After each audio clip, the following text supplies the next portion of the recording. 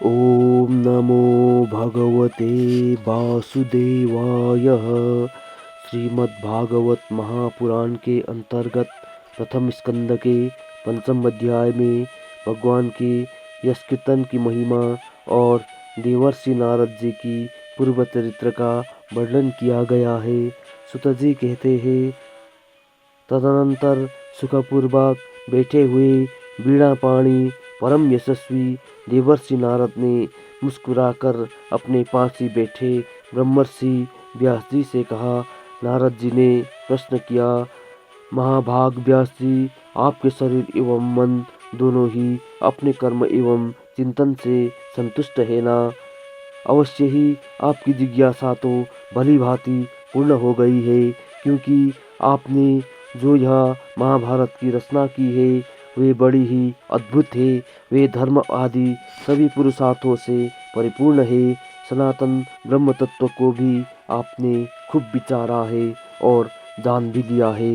फिर भी प्रभु, आप अकृतार्थ पुरुष के समान अपने विषय में शोक व्यक्त कर रहे हैं। व्यास जी ने कहा, आपने मेरे विषय में जो कुछ कहा है वे सब ठीक ही है। वैसा होने पर भी मेरा हृदय संतुष्ट नहीं है। पता नहीं इसका क्या कारण है। आपका ज्ञान अगाध है। आप साक्षात ब्रह्मा जी के मानस पुत्र है, इसलिए मैं आपसे ही इसका कारण पूछता हूँ। नारद जी, आप समस्त गोपनीय रहस्यों के जानते हैं, क्योंकि आपने उन पुराण पुरुष की उपासना की है, जो प्रकृति पुरुष दोनों के स्वामी है और असंग रहते हुए ही आपने संकल्प मात्र से गुणों के द्वारा संसार की सृष्टि स्थिति और प्रलय करते रहते हैं। आप सूर्य की भांति तीनों लोकों में भ्रमण करते रहते हैं और योग बल से प्राण वायु के समान सबके भीतर रहकर अंतःकरणों की साक्षी भी है। योग अनुष्ठान और नियमों के द्वारा परम ब्रह्म और शब्द ब्रह्म दोनों की पूर्ण प्राप्ति कर लेने पर भी मुझ में जो बड़ी कमी है उसे आप कृपा करके बतलाइए। नारद जी ने कहा, व्यास जी, आपने भगवान के निर्मल यश का गान प्राय नहीं किया। मेरी ऐसी मान्यता है कि जिससे भगवान संतुष्ट नहीं होते वह शास्त्र या ज्ञान अधूरा है। आपने धर्म आदि पुरुषार्थों का जैसा निरूपण किया, भगवान श्री कृष्ण की महिमा का वैसा निरूपण नहीं किया। जिस वाणी से चाहे वह रस भाव अलंकार आदि से युक्त ही क्यों न हो, जगत को पवित्र करने वाले भगवान श्री कृष्ण के यश का कभी गान नहीं होता। वह तो कौवों के लिए उच्छिष्ट फेंकने के स्थान समान अपवित्र मानी जाती है। मानसरोवर के कमनीय कमल वन में विहरने वाले हंसों की भांति ब्रह्मधाम में विहर करने वाले भगवान चरणारविंदस्त्रित परमहंस भक्त कभी उसमें रमन नहीं करते। इसके विपरीत, जिसमें सुंदर रचना भी नहीं है और जो दूषित शब्दों से युक्त भी है, परंतु जिसका प्रत्येक श्लोक भगवान के सुयश सूचक नामों से युक्त है, वे वाणी लोगों के सारे पापों का नाश कर देती है। क्योंकि सत्पुरुष ऐसी ही वाणी का श्रवण गान और कीर्तन किया करते हैं। वे निर्मल ज्ञान भी जो मोक्ष की प्राप्ति का साक्षात साधन है, यदि भगवान की भक्ति से रहित हो तो उसकी उतनी शोभा नहीं होती। फिर जो साधन और सिद्धि दोनों ही दशाओं में सदा ही अमंगल रूप और वह काम्य कर्म और जो भगवान को अर्पण नहीं किया गया हो, ऐसा अहेतुक निष्काम कर्म भी कैसे सुशोभित हो सकता है। महाभाग व्यास जी, आपकी दृष्टि अमोघ है, आपकी कीर्ति पवित्र है, आप सत्यपरायण एवं दृढ़ व्रत है। इसलिए आप संपूर्ण जीवों को बंधन से मुक्त करने के लिए समाधि के द्वारा अचिंत्य शक्ति भगवान की लीलाओं का स्मरण कीजिए। जो मनुष्य भगवान की लीला के अतिरिक्त और कुछ कहने की इच्छा करता है, वह उस इच्छा से ही निर्मित अनेक नाम और रूपों के चक्कर में पड़ जाता है। उसकी बुद्धि भेदभाव से भर जाती है। जैसे हवा की झकोरों से डगमगाती हुई डोंगी को कहीं भी ठहरने का ठौर नहीं मिलता, वैसे ही उसकी चंचल बुद्धि कहीं भी स्थिर नहीं हो पाती। संसारी लोग स्वभाव से ही विषय में फंसे हुए हैं। धर्म के नाम पर आपने उन्हें निंदित पशु हिंसा युक्त सकाम कर्म करने की भी आज्ञा दे दी है। यह बहुत ही उल्टी बात हुई, क्योंकि मूर्ख लोग आपके वचनों से पूर्वोक्त निंदित कर्म को ही धर्म मानकर ऐसी मुख्य धर्म है ऐसा निश्चय करके उसका निषेध करने वाला वचनों को ठीक नहीं मानते। भगवान अनंत है। कोई विचारवान ज्ञानी पुरुष ही संसार की ओर से निवृत्त होकर उनके स्वरूपभूत परमानंद का अनुभव कर सकता है। अतः जो लोग परमार्थिक बुद्धि से रहित थे और गुणों के द्वारा नचाए जा रहे हैं, उनके कल्याण के लिए ही आप भगवान की लीलाओं का सर्वसाधारण के हित की दृष्टि से वर्णन कीजिए। जो मनुष्य अपने धर्म का परित्याग करके भगवान के चरण कमलों का भजन सेवन करता है, भजन परिपक्व हो जाने पर तो बात ही क्या है। यदि इससे पूर्व ही उसका भजन छूट जाए तो क्या ही कहीं भी उसका कोई अमंगल हो सकता है। परंतु जो भगवान का भजन नहीं करते और केवल स्वधर्म का पालन करते हैं, उन्हें कौन सा लाभ मिलता है। बुद्धिमान मनुष्यों को चाहिए कि वह उसी वस्तु की प्राप्ति के लिए प्रयत्न करे जो तिनके से लेकर ब्रह्म पर्यंत समस्त उच्च नीच योनियों में कम के फलस्वरूप आने जाने पर भी स्वयं प्राप्त नहीं होती। संसार के विषय सुख तो जैसे बिना चेष्टा के दुख मिलते हैं, वैसे ही कर्म के फलस्वरूप में अचिंत्य गति समय के फेर से सबको सर्वत्र स्वभाव से ही मिल जाते हैं। व्यास जी जो भगवान श्री कृष्ण के चरणारविंद का सेवक है और वह भजन न करने वाले कर्मी मनुष्यों के समान दैवत कभी बुरा भाव हो जाने पर भी जन्म मृत्युमय संसार में नहीं आता, वह भगवान के चरण कमलों के आलिंगन का स्मरण करके फिर उसे छोड़ना नहीं चाहता। उसे रस का चस्का जो लग चुका है, जिससे जगत की उत्पत्ति स्थिति और प्रलय होते हैं, वे भगवान ही इस विश्व के रूप में भी है। ऐसा होने पर भी वे इसके विलक्षण है, इस बात को आप स्वयं जानते हैं, तथापि मैंने आपको संकेत मात्र कर दिया है। व्यास जी आपकी दृष्टि अमोघ है। आप इस बात को जानिए कि आप पुरुषोत्तम भगवान के कला अवतार हैं। आपने अजन्मा होकर भी जगत के कल्याण के लिए जन्म ग्रहण किया है, इसलिए आप विशेष रूप से भगवान की लीलाओं का कीर्तन कीजिए। विद्वान ने इस बात को निरूपण किया है कि मनुष्य की तपस्या, वेद ध्यान, यज्ञ अनुष्ठान, स्वाध्याय ज्ञान और दान का एकमात्र प्रयोजन यह है कि पुण्य कीर्ति श्री कृष्ण के गुणों और लीलाओं का वर्णन किया जाए। मुने पिछले कल्प में अपने पूर्व जीवन में मैं वेदवादी ब्राह्मणों की एक दासी का लड़का था। वे योगी वर्षा ऋतु में एक स्थान पर चतुर्मास्य कर रहे थे। बचपन में ही मैं उनकी सेवा में नियुक्त कर दिया गया। मैं यद्यपि बालक था, फिर भी किसी प्रकार की चंचलता नहीं करता था, जितेंद्रिय था, खेलकूद से दूर रहता था और आज्ञा अनुसार उनकी सेवा करता था। मैं बोलता भी बहुत कम था। मेरे इस स्थिर स्वभाव को देखकर समदर्शी मुनियों ने मुझ सेवक पर अत्यंत अनुग्रह किया। उनकी अनुमति प्राप्त करके बर्तनों में लगा हुआ प्रसाद में एक बार खा लिया करता था। इससे मेरे सारे पाप धुल गए। इस प्रकार उनकी सेवा करते करते मेरा हृदय शुद्ध हो गया और वे लोग जैसा भजन पूजन करते थे, उसी में मेरी भी रुचि हो गई। प्यारे व्यास जी, उस सत्संग में उन लीला गान परायण महात्माओं के अनुग्रह से मैं प्रतिदिन श्री कृष्ण की मनोहर कथाएं सुना करता था। श्रद्धा पूर्वक एक एक पद श्रवण करते करते प्रिय कीर्ति भगवान में मेरी सूची हो गई। हे महामुनि, जब भगवान में मेरी रुचि हो गई, तब उन मनोहर कीर्ति प्रभु में मेरी बुद्धि भी निश्चल हो गई। उस बुद्धि से मैं इस संपूर्ण सत और असत रूप जगत को अपने परम ब्रह्म स्वरूप आत्मा में माया से कल्पित देखने लगा। इस प्रकार शरद और वर्षा इन दो ऋतुओं में तीनों समय उन महात्मा मुनियों मुनियों ने श्री हरि के निर्मल यश संकीर्तन किया और मैं प्रेम से प्रत्येक बात सुनता रहा।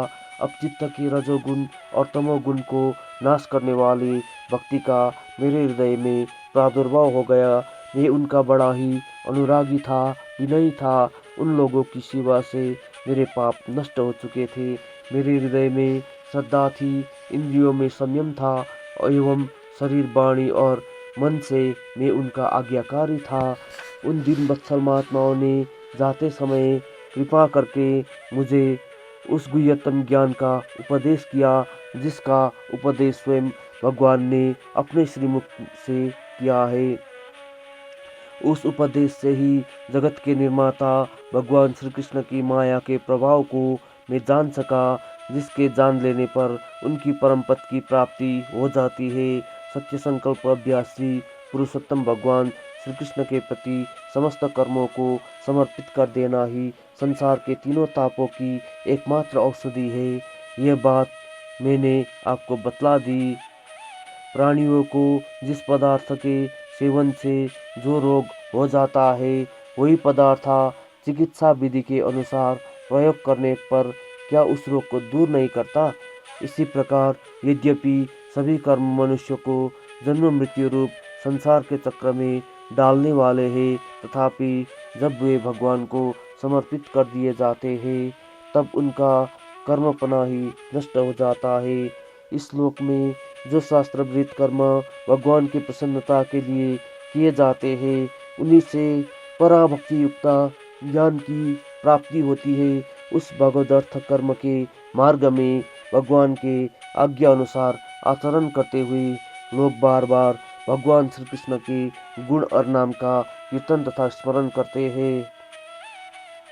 प्रभु, आप भगवान वासुदेव को नमस्कार है। हम आपका ध्यान करते हैं। प्रद्युम्न, अनिरुद्ध और संकर्षण को भी नमस्कार है। इस प्रकार जो पुरुष चतुर्व्यूह रूपी भगवान मूर्तियों के नाम द्वारा प्राकृत मूर्ति रहित अप्राकृत मंत्र मूर्ति भगवान यज्ञ पुरुष का पूजन करता है, उसी का ज्ञान पूर्ण एवं यथार्थ है। हे ब्राह्मण, जब मैंने भगवान की आज्ञा का इस प्रकार पालन किया, तब इस बात को जानकर भगवान श्री कृष्ण ने मुझे आत्मा ज्ञान, ऐश्वर्य और अपनी भावरूपा प्रेमा भक्ति का दान दिया। व्यास जी, आपका ज्ञान पूर्ण है। आप भगवान की ही कृतिका, उन्हीं की प्रेममयी लीला का वर्णन कीजिए। उसी से बड़े बड़े ज्ञानियों की भी जिज्ञासा पूर्ण होती है। जो लोग दुखों के द्वारा बार बार हृदय जा रहे हैं, उनके दुख की शांति इसी से हो सकती है और कोई उपाय नहीं है। पंचम अध्याय में नारद जी ने व्यास जी को इस प्रकार सांत्वना देते हैं और षष्ठ अध्याय में नारद जी की पूर्व चरित्र का शेष भाग और सुत जी कहते हैं, सौनक जी, देवर्षि नारद के जन्म और साधना की बात सुनकर सत्यवती नंदन भगवान श्री व्यासदेव जी ने उनसे फिर ये प्रश्न किया। श्री व्यास जी ने पूछा, नारद जी, जब आपको ज्ञानोपदेश करने वाले महात्मा गण चले गए, तब आपने क्या किया? उस समय तो आपकी अवस्था बहुत छोटी थी। आपकी शेष आयु किस प्रकार व्यतीत हुई और मृत्यु के समय अपने किस विधि से अपने शरीर का परित्याग किया? देवर्षि, काल तो सभी वस्तुओं को नष्ट कर देता है।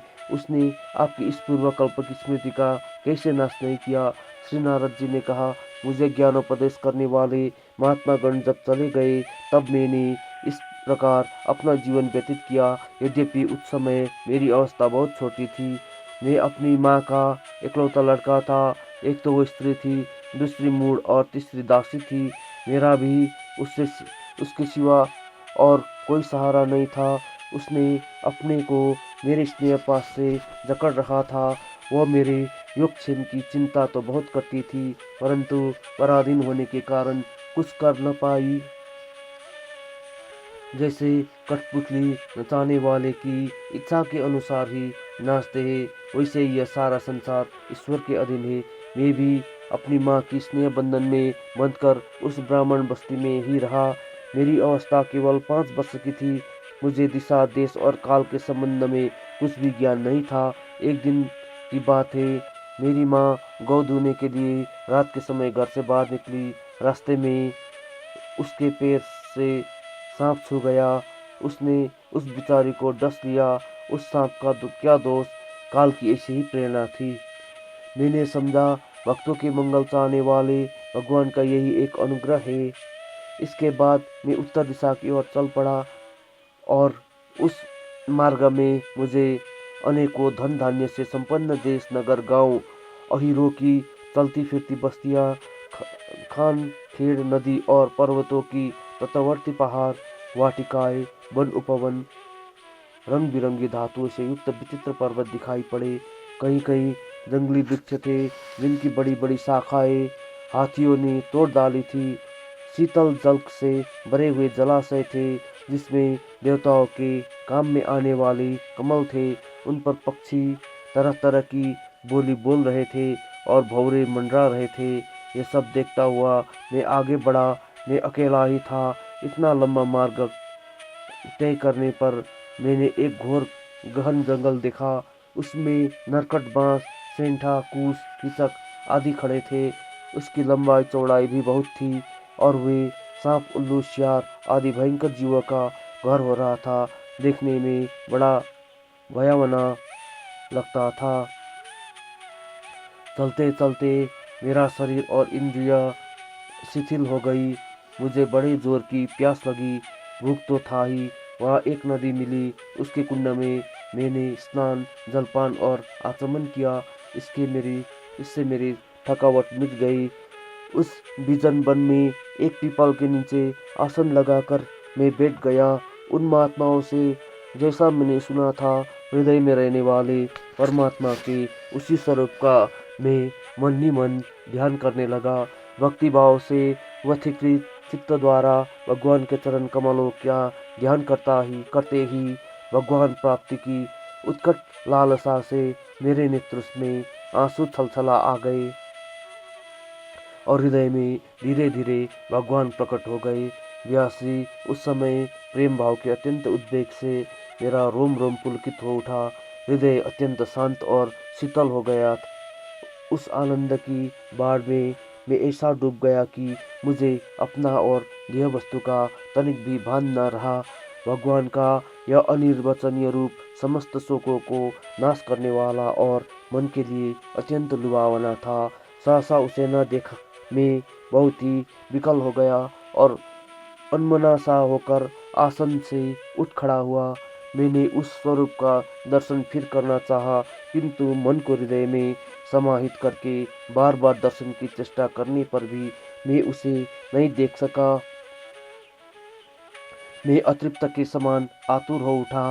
इस प्रकार निर्जन वन में मुझे प्रयत्न करते देख भगवान स्वयं, जो वाणी के विषय नहीं है, बड़ी गंभीर और मधुर वाणी से मेरे शोक को शांत करते हुए से कहा, खेद है कि इस जन्म में तुम मेरा दर्शन नहीं कर सकोगे। जिनकी वासनाएं पूर्णतया शांत नहीं हो गई है, उन अधपतर योगियों को मेरा दर्शन अत्यंत दुर्लभ है। निष्पाप बालक, तुम्हारे हृदय में मुझे प्राप्त करने की लालसा जागृत करने के लिए ही मैंने एक बार तुम्हें अपने रूप की झलक दिखाई है। मुझे प्राप्त करने की आकांक्षा से युक्त साधक धीरे धीरे हृदय की संपूर्ण वासनाओं का भलीभांति त्याग कर देता है।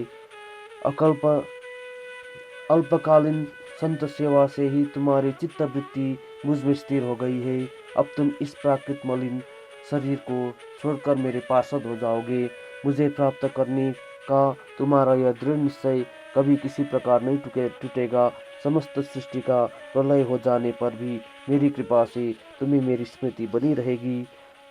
आकाश के समान अव्यक्त सर्वशक्तिमान महान परमात्मा इतना कहकर चुप हो गए।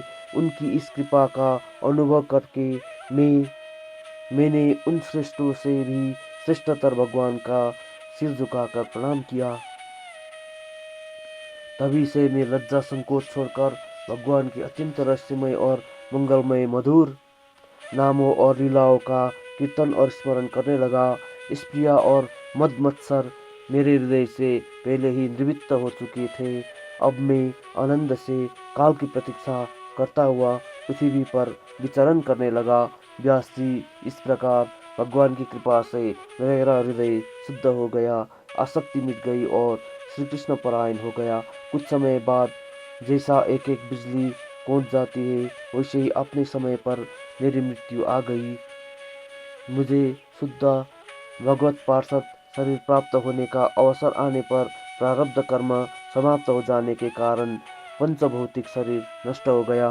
कल्पों के अंत में जिन समय भगवान नारायण एकार्णव प्रलयकालीन समुद्र के जल में शयन करते हैं, उस समय उनके हृदय में शयन करने की इच्छा से इस सारी सृष्टि को समेटकर ब्रह्मा जी जब प्रवेश करने लगे, तब उनके श्वास के साथ मैं भी उनके हृदय में प्रवेश कर गया। 1 सहस्र चतुर्युगी बीत जाने पर जब ब्रह्मा जगे और उन्होंने सृष्टि करने की इच्छा की, तब उनकी इंद्रियों से मरीचि आदि ऋषियों के साथ मैं भी प्रकट हो गया। तभी से मैं भगवान की कृपा से वैकुंठ आदि में और तीनों लोक में बाहर और भीतर बिना रोक टोक विचरण किया करता हूँ। मेरे जीवन का व्रत भगवत भजन अखंड रूप से चलता रहता है। भगवान की दी हुई ईश्वर ब्रह्मा से विभूषित वीणा पर तान छेड़कर मैं उनकी लीलाओं का गान करता हुआ सारे संसार में विचरण करता हूँ। जब मैं उनकी लीलाओं का गान करने लगता हूँ, तब वे प्रभु जिनके चरण कमल समस्त तीर्थों उद्गम स्थान है और जिनका यशोगान मुझे बहुत ही प्रिय लगता है, बुलाए हुए भांति तुरंत मेरे हृदय में आकर दर्शन देते हैं। जिन लोगों का चित्त निरंतर विषय भोगों की कामना से आतुर हो रही है, उनके लिए भगवान की लीलाओं का कीर्तन संसार सागर से पार जाने का जहाज है। ये मेरा अपना अनुभव है। काम और लोभ की चोट से बार बार घायल हुआ हृदय श्री कृष्ण सेवा से जैसे प्रत्यक्ष शांति का अनुभव करता है, यम नियम आदि योग मार्गों से वैसे शांति नहीं मिल सकती। व्यास जी, आप निष्पाप है। आपने मुझसे जो कुछ पूछा था, सब अपने जन्म और साधना का रहस्य तथा आपकी आत्मतुष्टि का उपाय मैंने बतलाया। श्री सुत जी कहते हैं, शौनक आदि ऋषियों देवर्षि नारद ने व्यास जी से इस प्रकार कहकर जाने की अनुमति ली और वीणा बजाते हुए स्वच्छंद विचरण करने के लिए वे चल पड़े। आहा, ये देवर्षि नारद धन्य है, क्योंकि ये भगवान की कीर्ति को अपनी वीणा पर गा गा कर स्वयं तो आनंद मग्न होते ही है, साथ ही साथ इस त्रिताप त्रिताप तप्त जगत को भी आनंदित करते रहते हैं। और 6ठ अध्याय की कथा भी यही समाप्त हो जाती है। बोलिए श्रीमद् भागवत महापुराण की जय।